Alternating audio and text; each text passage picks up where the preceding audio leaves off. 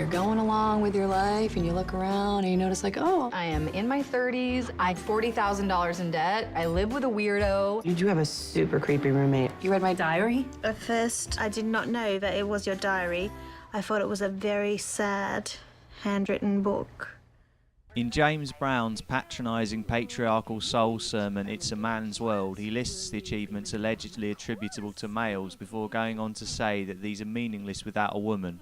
Explicit in the song is the idea that women are required to only act as receptacles for the engorged members of the menfolk who must horizontally expunge their frustrations with the parts of life which must be carried out vertically in order to muster the strength to make electricity, boats, and for some reason children's toys.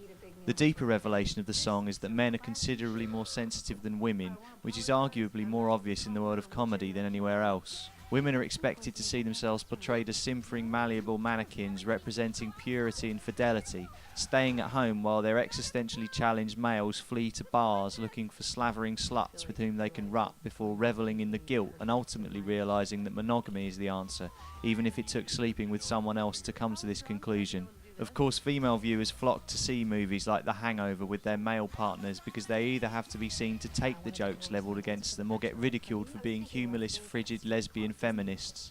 In a man's world, there is no room for a woman who shows character by not accepting that she must be the butt of the joke. Meanwhile, if the frame of reference is reversed, with men viewed through the female lens, a male viewer will probably wrinkle his idiotic nose in distaste at period jokes, or get annoyed when female characters explain what it's like to be on the less glamorous end of fellatio. Men tend to refuse to sit through chick flicks and female-centric comedies, unironically ignoring the fact that most movies made in Hollywood are in fact dick flicks, which sideline anyone who happens to possess a vagina. Now, after all that fucking nonsense, let's talk about the film that inspired it, Bridesmaids. Bridesmaids was presented in trailers as the female answer to The Hangover, although this is pretty misleading.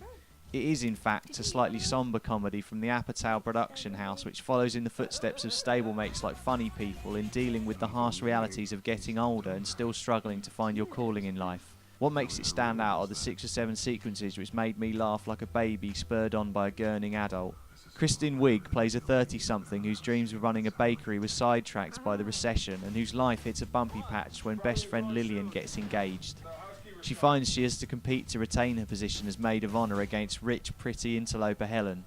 The wackiness implied by the premise only rears its head from time to time, and while the pace can take on Apatowian lethargy on occasion, it benefits from the kind of subtlety which is a million miles away from the hyperactive, gross-out relentlessness of its cinematic sparring partner, The Hangover Part 2. A few years ago, Christopher Hitchens wrote a bit of his typically provocative polemic in Vanity Fair, arguing that women are not funny.